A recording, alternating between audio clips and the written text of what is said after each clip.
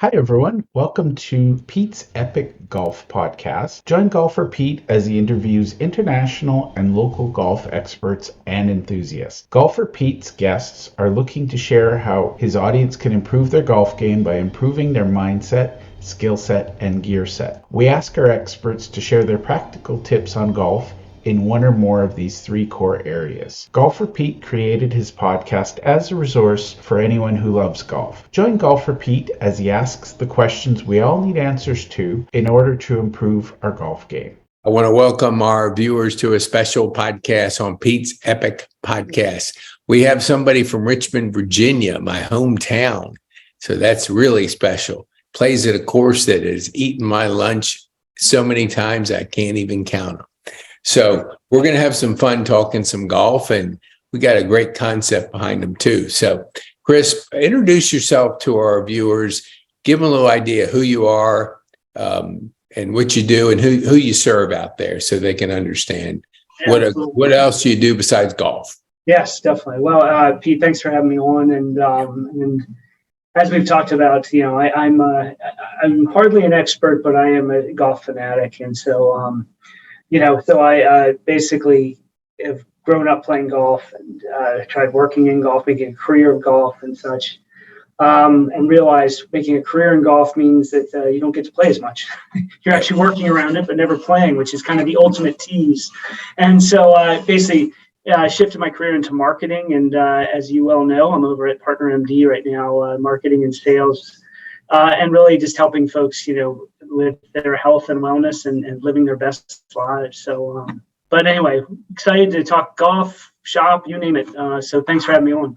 Well, it's a pleasure because there's two languages besides the English language that I like, marketing and golf. That's so right. We're speaking two of them. Well, actually three of them. We're three for three. So tell us, just from a golfer's perspective, what's your philosophy on golf?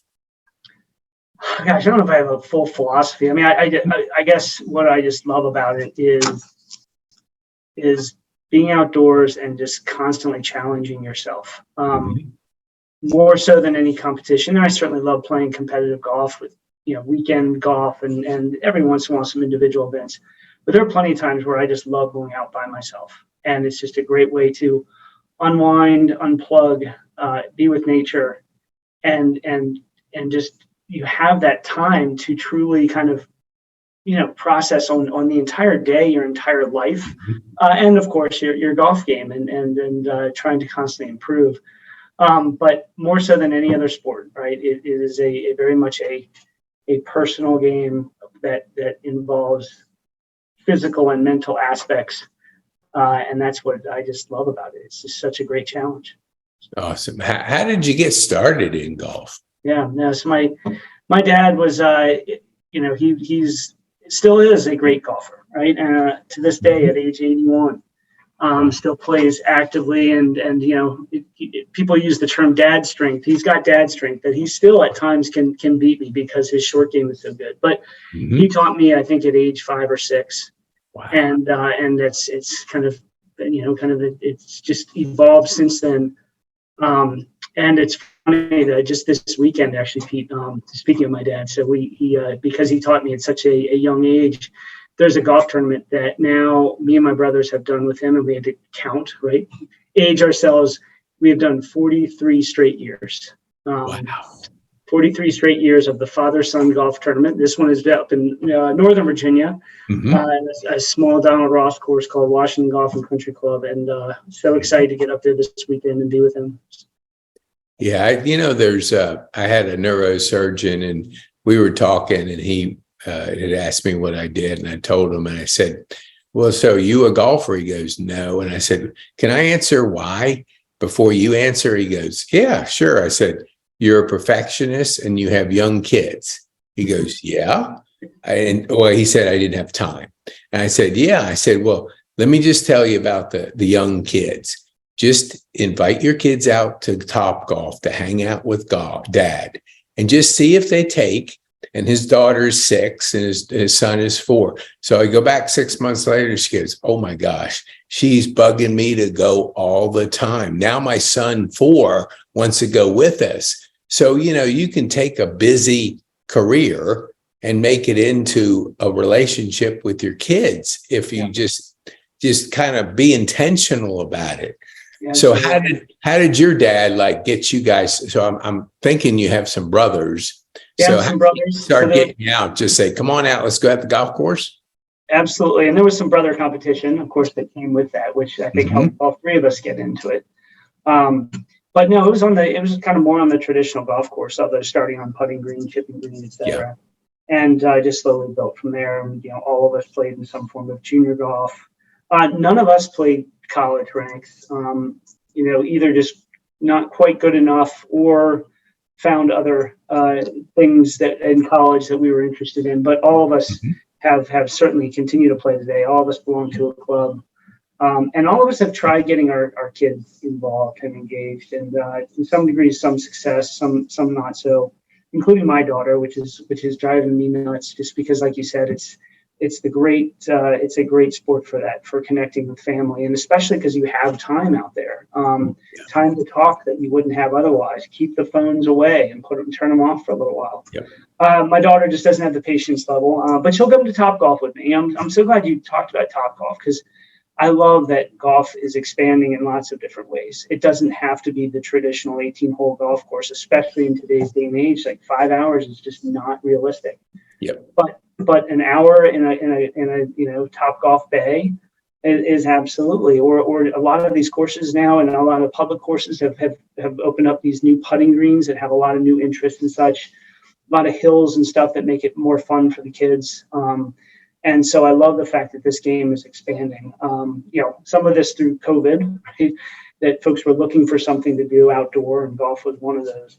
But I think in general, it's really maturing in lots of ways and breaking out of traditional modes of what the old game of golf used to be, just trying to introduce it to folks who may have never tried it before.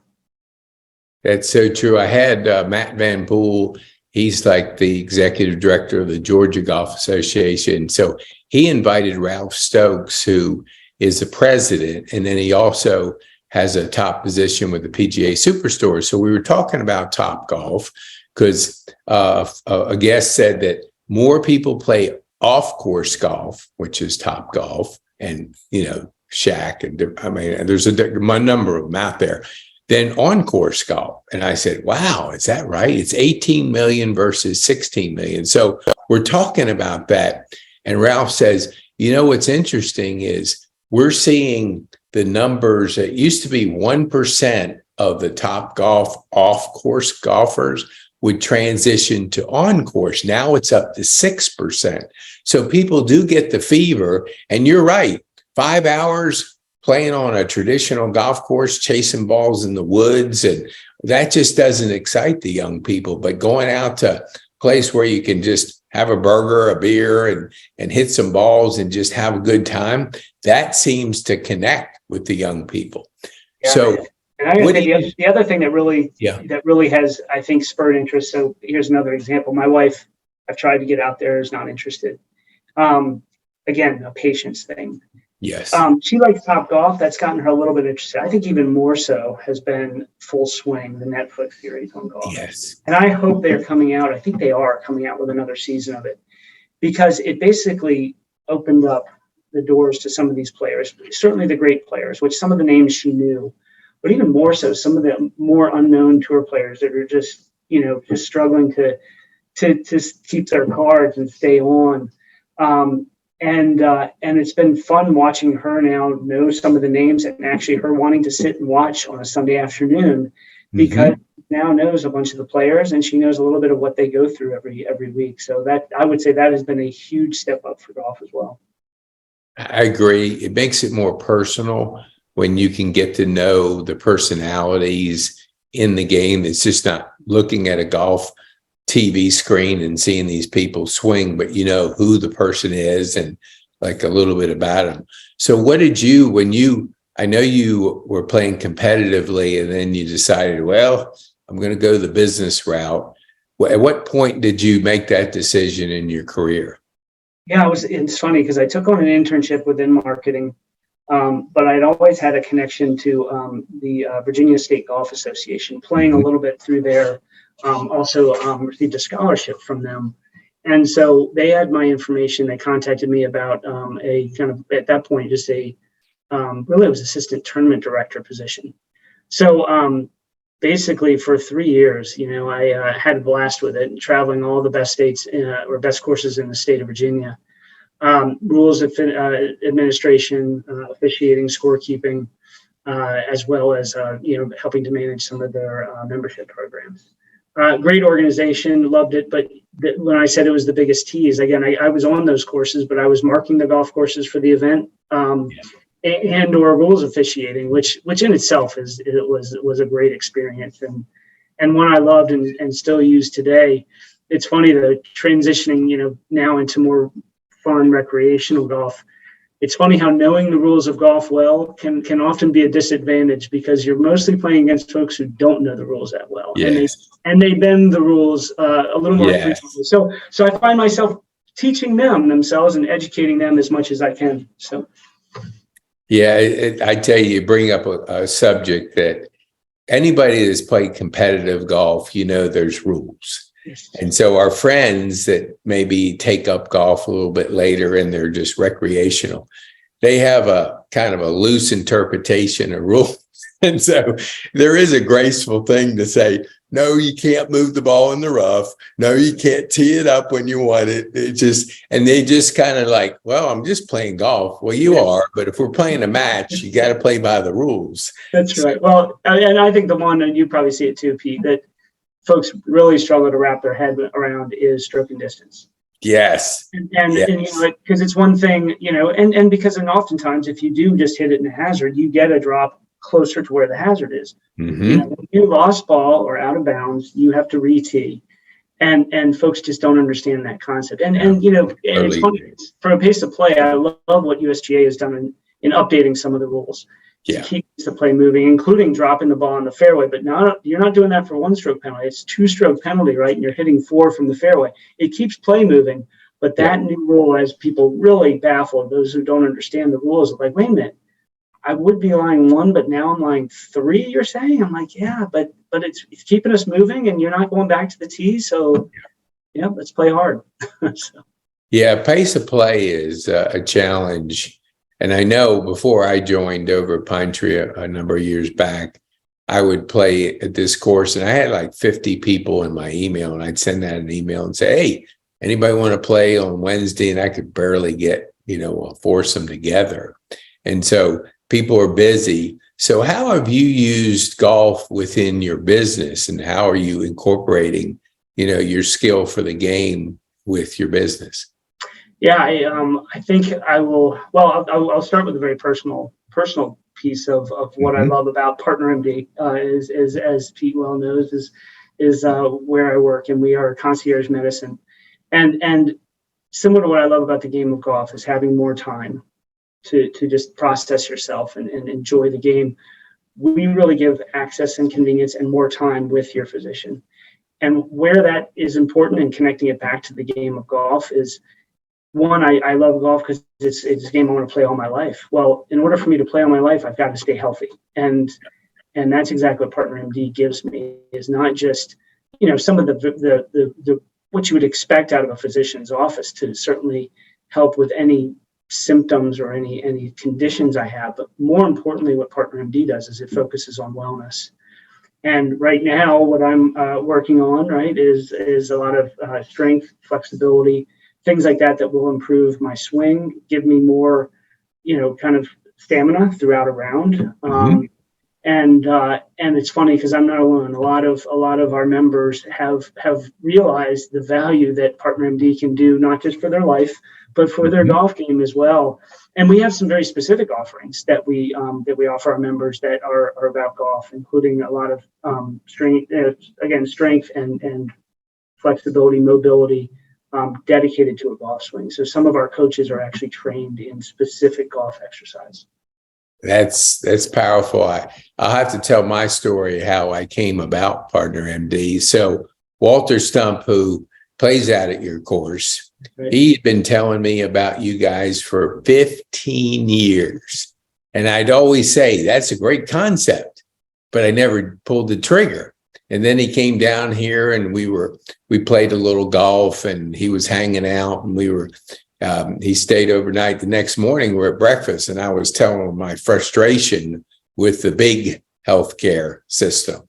And he goes, man, let me check and see if there's a Partner MD in Atlanta. So he goes on his phone, checks. He goes, yeah, there's one over at Sandy Springs. I said, okay, hook me up. So all of a sudden, fast forward a week, I'm talking to the doctor on a Zoom. I mean, asking me questions. I mean, give me a break. I go finally. He calls me after my test. I'm going like, I about passed out in my chair because he said, so who's this? And so it was Dr. Sarma. And he just was as kind and just telling me all my markers, my numbers and all this stuff and what it meant. And we'll do this and that. And then the time I went, we were there, I think, an hour. And he was asking me all these questions. I've never had a doctor spend that much time with me. I mean, I was like, is this like a fairy tale or is this real? And then I go over to Francisco. And so the nutrition and exercise part, he introduces me to some concepts. I mean, we're tracking my nutritional intake. He told me about Glucose Revolution. The book by Peter Addis, I think it's called Long something. It's not longevity, but it's a big book. I've just adapted that guy's stuff. I mean, really some solid stuff. We've had a few Zooms and fine tuning some things, but he again was asking me a lot of things like, where are you? And I said, I'm OCD. I know that. So we started getting deep into stuff, my eating habits, eating vegetables first, all this stuff that I never would have gotten exposed to if I hadn't, pulled the trigger and did Partner MD. So, it amazes me. I'll ask people, I'll go, so where do you go? And they'll tell me like the big ones, Wellstar, Emory, whatever it is. And I'll say, have you ever heard of concierge medicine like Partner MD? I think so. I said, how much? They say, I said, a couple $100. They go, oh, that's expensive. I said, how much is your health worth? When you lose your health, do you think a couple $100 is going to make a big difference? As soon as you lose your health, you're going to pay any amount of money. So why not pay? You're going to blow it somewhere. It's just going to be on a TV or this or that. Blow it. If you're going to blow something on your health, as my thought. I mean, so it amazes me that sometimes people's thinking, they'd rather have a gadget than to work on their health. But, if you don't have your health, can't play golf, that's for sure. Right. And so, so I tell everybody that I come in contact with, Partner MD. And I know down here, there's capacity up in Richmond. Walt was telling me a friend of his has been on the waiting list for 1 year. 1 year. I mean, crazy. And we have capacity because, when I was asking them questions, that you hired two doctors, I think, pretty close to each other. So all of a sudden you have capacity in a big market and people are like not banging on the door because they just sometimes don't think about how important health is. Yeah. And anybody that's in the big healthcare system, man, it is good luck because, man, I had 16 people in the waiting room the other day for my hernia surgery, and it was an hour wait. I mean, she's wonderful. And I had told her about you guys. She goes, oh, man, I wish I could do that. But she had so many years in with the big company, big medical. I mean, it's hard for them to switch. So I'm curious, since I have you, what do you see the challenge of your role? Is it the doctors to treat the patients or the new markets, or what are you finding out? Yeah, no, thanks for that. And thanks also for all the kudos because, you have one of the best teams we have, I got to say, between Francisco and Dr. Sarma. And then, like you mentioned, Dr. Tutt, new also in that office. Mm-hmm. We really have a rock star team that is really changing people's lives every day. Yep. And that's really kind of our mission. The biggest challenge as a marketer, I mean, I think, it does depend on which market I'm in, because what you can always guarantee is that we have the best physicians and care teams. Then it's just the market dynamics. One, what is the awareness of what concierge is, like you said, and there's so many folks who don't know it, and to some that are trying to wrap their head around fee-based medicine. And yet, in some cases, on the opposite side, we have some who have stereotypes of what they've heard a little bit about, because concierge medicine, when it originated 20 plus years ago, came out as this extremely high-end $10,000 annual fee and things like that. And some of those still exist today, absolutely, right? Especially in some of the really kind of affluent markets.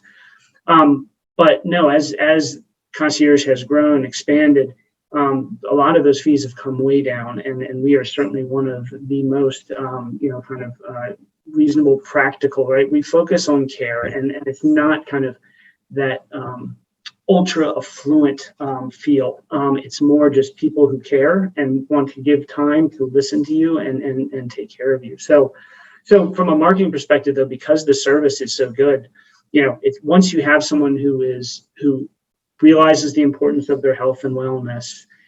Really, that's all I really need before they quickly realize that Partner MD is a great solution for them. And so in the Atlanta market, where we're still kind of just now growing, and these are two new physicians, we do have availability, and it's great. I mean, it's funny because you even talk about the waiting room, Pete. Like we struggle even what we call it, because when you go into our waiting room, there's no wait whatsoever. It's just I had one guy for 1 minute, and then they came and got him. Yeah. One guy, and I've been there 3 times. One guy for 1 minute. That's all I've seen. That's right. Well, people even ask, like, hey, you don't have any screens in these rooms. Like, why? You're not going to be able to watch anything. You're going to sit down and get up and go see your doctor, which is what you should do and what you would want to do. So no, it is funny. It's what I love about what I do. I believe in our model, the value and the changes we're making in people's lives and their families. So it becomes easy to market and sell when you're that passionate about something. So. Yeah. And I'm getting an education too, because I had somebody in here and I think I mentioned it to you, they were buying lunch for the seniors. I thought it was concierge, but it wasn't. Melissa had told me, no, that's Medicare premium or something. I forgot what she said. So it was, so my education has come a long way as far as, but the amount of people that go to doctors here every single morning at breakfast, where are you going? Got a doctor's appointment. Got a doctor's appointment. And they all say like, I'll be waiting. So it's kind of like it's accepted because of what has happened over the last 20 years that you're going to wait. Yes. I mean, it's just like, what? You didn't wait? No, that must have been a rare thing. No, it's not rare if you have the right system. And that, I agree with you obviously on Partner MD. So I have a question. Let's twist back to golf, because my golf fans are going to go, okay, is this wellness or golf? Perfect. It's back to golf. So I do wellness too. So I'm intrigued by wellness. So that's part of it.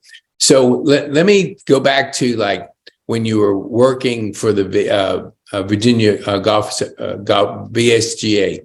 So what were some of the nicest courses that you were able to play? Some of our viewers might be able to relate to it. Yeah, and for a lot of the viewers, all in the state of Virginia. But I mean, pretty much, if you were to name the best in Virginia, I was able to play, or like I said, work them, right? So I just rattled off a couple of those in the state of Virginia. Certainly, the Cascades is the Homestead course. Mm-hmm. Yeah. And of course, their claim to fame is Sam Snead, right? Yep. So I think Golden Horseshoe is a real classic in the Williamsburg, Virginia area. Here in Richmond, Kinloch Golf Club, but also, of course, CCV River Course. Mm-hmm.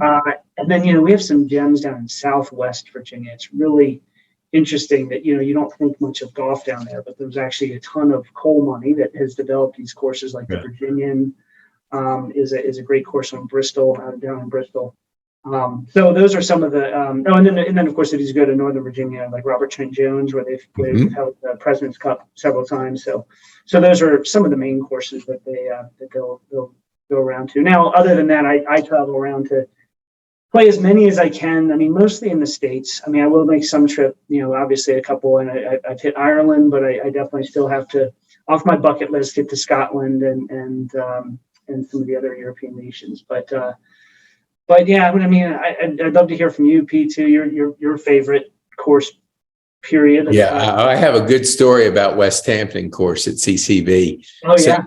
Back before, this is many years ago, Reed O'Brien and John Tanner. John was the assistant pro there before he got out of the golf business. We would always we would sneak on. Reed would go in, check us in, and make sure we were okay. So we would play West Hampton just about all the time.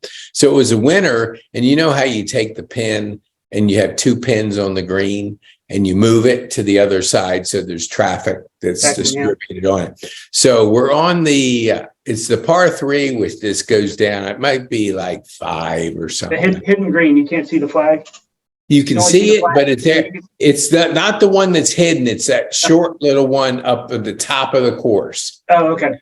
Maybe 6 or something. So anyway, I have a co-host that I do this show with inside the building, any of my golfers. So he has 2 hole-in-ones and I have 1.5. So my half was that day I hit it and I'm of course aiming for the pin and it disappears. It goes into the other cup on the right side. So I counted that as a half a hole-in-one. Well, so I'm I really have 1.5. I'm glad you brought this up because I kind of had a question for you around what counts as a hole-in-one. I guess that would count as a half. I don't know what else a half is. I don't know if it does. It doesn't really, but I'm going to count it. Well, but some folks have said, it has to be a round where you're playing your own ball and you finish the round, finish all 18. Yeah. I have 2, and neither of them were in that. One was a captain's choice, right, where I happened to make one. But I'm not playing my own ball. I mean, obviously I hit the shot, so I played my own ball, but not for the whole round. And then the other interesting enough was, as I was talking about VSGA, usually when I was marking a course, I had some time to play a couple holes. And out at the Virginian, like I mentioned out in Bristol, I made a hole-in-one, but only played like 5 or 6 holes before it got dark. And so I'm like, I don't know if any of those count. I mean, according to the purists, when it comes to hole-in-one. So, well, I'm not a purist. I count them. I don't care how to count them. I mean, it took me 45 years to get my first one. So am I going to split hairs? No. No. You and I are going to share that definition. Yeah. You have one. Oh, yeah. My plaque's right up there. There we go. And so I don't have a plaque for the half, but I still count it. See, my buddy has 2 and I have 1.5. So if I get one more, then I pass him. You're taking the lead. Absolutely. Yes. So what do you think? I know when you were on vacation and you got in the zone. Yeah. So tell us about getting in the zone with golf. What does it feel like when that hole looks as big as a barrel and you're just making I mean, isn't it a good feel? And it's funny because you think, oh, that's just such an amateur thing to say, but no, you watch on the tour, right? When guys get hot and they win one tournament, they are strongly favored to win again and continue a good streak. And then Ryder Cup, captains will look for those guys who are on a streak. And so, I don't know if my streak officially ended. It probably started around mid-June and certainly carried me through mid-July, including, again, as a 7 handicap, shooting 1 under par is obviously still part of the streak. Yes. But what it feels like is certainly it's just that confidence level, like you said, that just says that this is going exactly where I want it to. And you feel it. For me, it's when I take it back and I can feel that hitch hit at the perfect time and everything is easy coming through. And man, it's such a good feeling. And so, my wife is awfully, I had to come to her early. I said, I'm feeling it right now. I've got to play as much as I can while I feel it. And she's very supportive. She's now started to question me a little bit as I've played a lot over the last month. But yeah, there's no feeling like it. And then of course, when it goes sideways, there's no terrible feeling like it when you get up to the top and you have no idea where it's going. Yeah. So anyway, I think I am starting to slip a little bit. Unfortunately, the last couple rounds haven't been as good. But at least I can say, I had a good month of feeling it. So. Yeah, there's nothing like it when there was a couple times in my career where I just had total control over everything. And it's weird when you're in that. It's like nothing, you just feel so confident and everything you goes exactly where it needs to go. But golf doesn't last long. There's definitely cycles in it. What would you say, like, what is your favorite like club that you like, your go-to piece of equipment? I was very opposed to a 60-degree wedge for the longest time. I finally broke down and got one, and that might be my go-to. Really? To a fault to some degree, because there are shots that are probably better off as more chips versus, a pure pitch. But again, it's that comfort and confidence in it that and that ability to stop it quickly, that I just feel that control with it. And so I use that club probably more than what I should do. But again, once you feel good with it, take it further. I mean, even really kind of stepping in on it, trying to go beyond its typical distance, which is usually 85 yards or so. But I'll feel more comfortable jumping on a 60 than I will easing off a sand wedge. And so right. I probably need to work on that. It's probably not a great strategy, but it's working for me so far. So hey, whatever works, you do. Yeah. I mean, I'm a firm believer in, if you get too technical and you read everybody does this, you get so confused, it's hard to keep your mind straight. What would you say? I heard a couple stats about how often people switch out their wedges because of the grooves and all. What's your typical golf span for wedges? Do you keep them for a long time? Are you switching them out? What's your thoughts? I definitely keep them way longer. My 60, because I've been using it so much, I think the grooves are starting to fade, but that comfort and the confidence that comes in that is more important than, again, I feel like any other club that I have, just because of the feel aspect that comes with it. So now and in general, I'm still a little bit old school of like, hey, it's not the equipment, it's the player, right? And so right. That being said, I finally did have to, get fitted for a set of irons they have today, and I love my Kanes. Eventually, I'm going to break down and get a new driver. It's funny, before you realize it, you look at your driver and you look at what everyone else is playing, and you're like, wow, now I think about it, this thing is like 12 years old, and technology has advanced that much. But I'm definitely one that I'm not going to be on the cutting edge of technology. I'd much rather get the most out of my clubs. And finally, when it becomes a major disadvantage for me, is when I finally start shopping around. So. Yeah, we read John Tanner, who was assistant pro at CCB. We had R90s back in the days. So we wore those. I did. I used it for 35 years before I realized that there wasn't any grooves. That thing was as smooth as a baby's bottom, and everybody's making these things stop and back up. And I love the club, but there was no action on that thing. Finally, I had to retire it and just say, the grooves. My brother was getting something where he was scraping. He goes, Pete, why don't you try this? I'm going, I don't think anything could help a smooth club. You got to have some grooves if you want to work that thing. That's right. Now, and some of this also comes from kind of, I don't know, just what you grew up with. And especially, like I said, my dad taught me, and he was a big believer, and it's all about the swing. And to the point where he finally, after 40 years of playing a wooden shaft putter, we finally got him to upgrade. I think only because the wood shaft had started to splinter a little bit, and finally we said, all right, it's time. So there's a little bit of my dad in me that says, I can fix this. I don't need it. I don't need all that equipment. Well, there's something to it, just making do with what you have, because it gets to be too easy if you're always switching to the newest and greatest, and you just have, you just work within yourself. What I'm always curious, because I still have a good friend of mine doesn't use a rangefinder. What do you use a rangefinder? That was one piece that I quickly adopted. I'm just like once they legalized it, of course. Now I still don't have the one that mine only measures distance. It doesn't measure kind of depth and all that. Because some of them now measure the hills and up downhill. Yeah.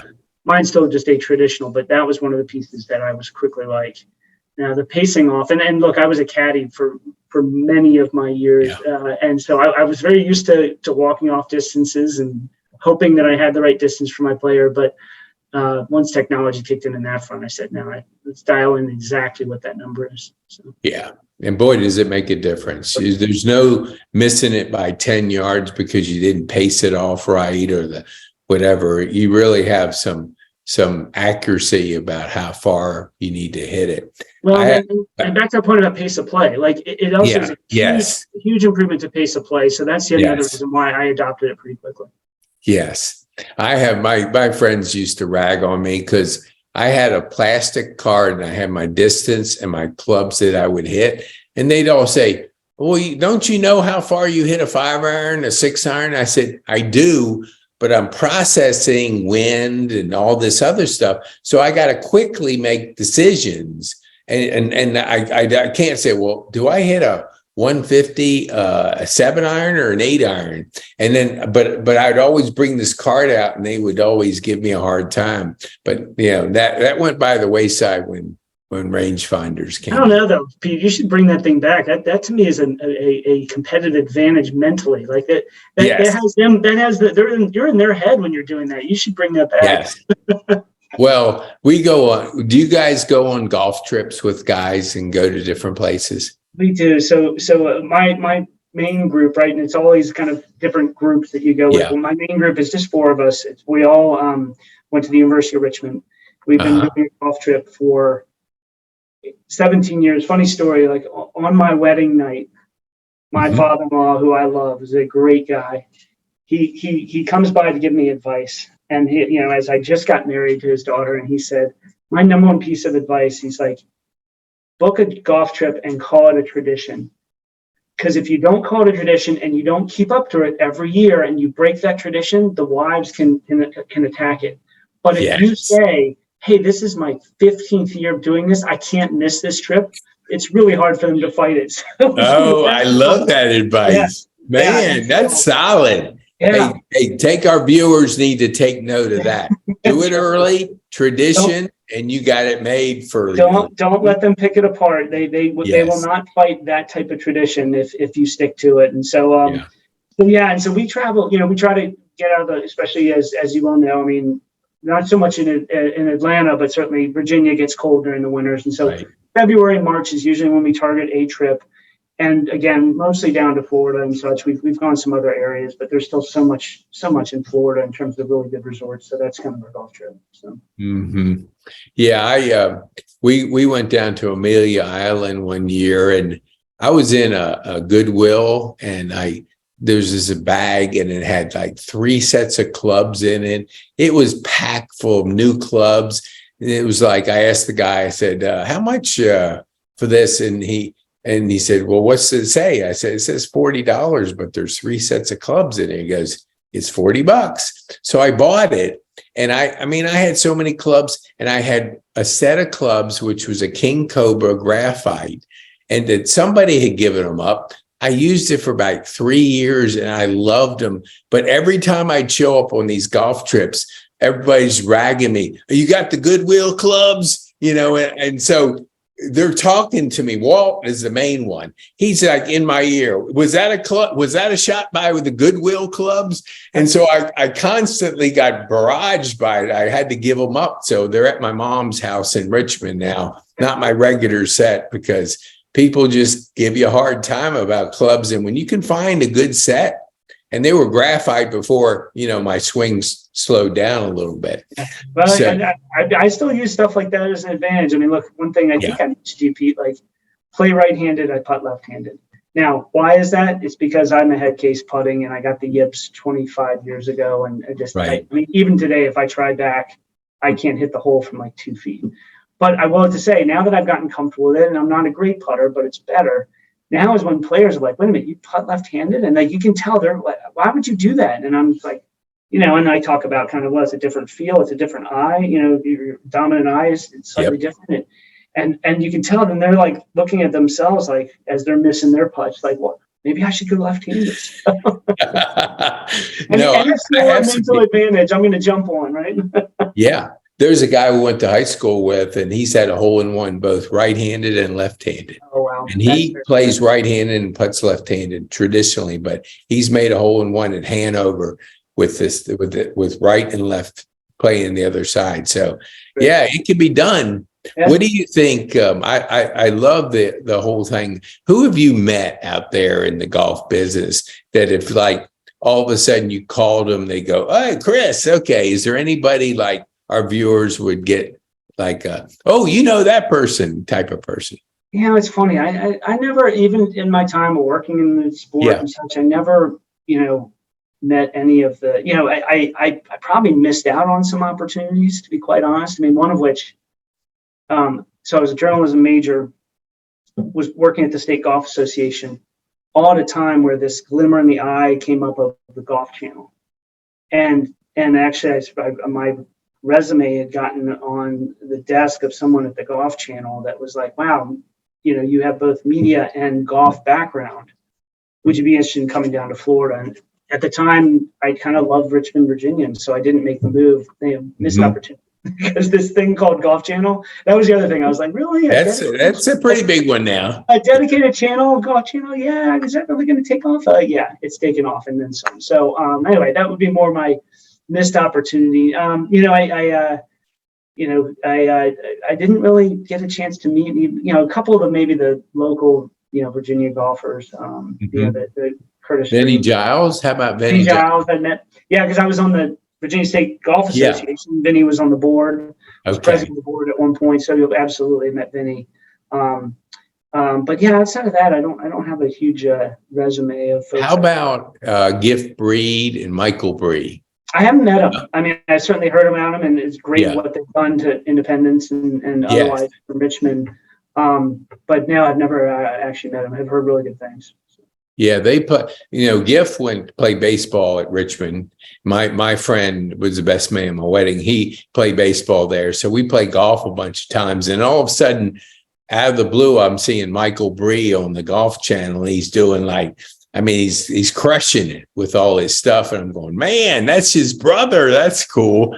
Yeah, and now I think they bought Independence or something. And they put a lot of good changes into Independence. Yeah, a while. Next time you're back, it's they improved some of the greens. It's in better condition, certainly. Well, awesome. I know, Chris, you got a lot to do because Partner MD, you're going to hear this name in a big way in the future because the time is right for people to have choices in medicine and to be able to have that I call VIP, concierge, whatever you want to call it, because there's nothing like it to have the relationship. I like to say, well, I think you guys said it, you have a quarterback and the quarterback is in charge of your health. And so that person's working with the team. So you don't have to go like nurse A, nurse B, which one is taking care of me today? It's the doctor is like the quarterback and he's directing your health. I love that concept. Absolutely. So who would you recommend for our golf?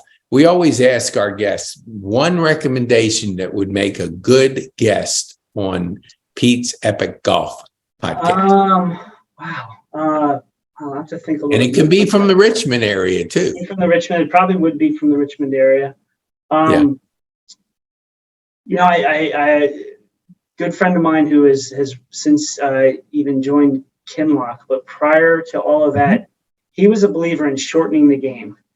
He wanted a 12 hole, and some courses have gravitated to this. Really? Has now become kind of this diehard golfer who is just constantly challenging himself to improve. And he's gone literally from over 4 years from a 23 handicap down to about a 9. So wow. He's one who is taking it very seriously and aggressively. So he might be a good for you to have in the future. I love it. Well, Bartino will reach out to you if you can share his information. We'll ask him to be on here. Thank you. This has been a lot of fun. I'd love to do it again. I know.